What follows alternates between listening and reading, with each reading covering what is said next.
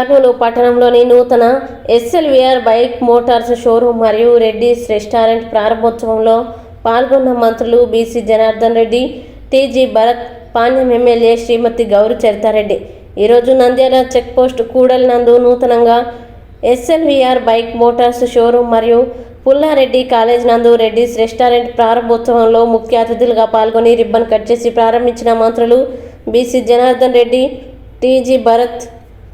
Panyam MLA Shrimati Gowri Charitha Reddy, TDP senior నాయకులు, నందికొట్కూరు నియోజకవర్గం TDP in charge Gowri Venkata Reddy, Nandyal జిల్లా అధ్యక్షులు మల్లెల రాజశేఖర్ పాల్గొన్నారు.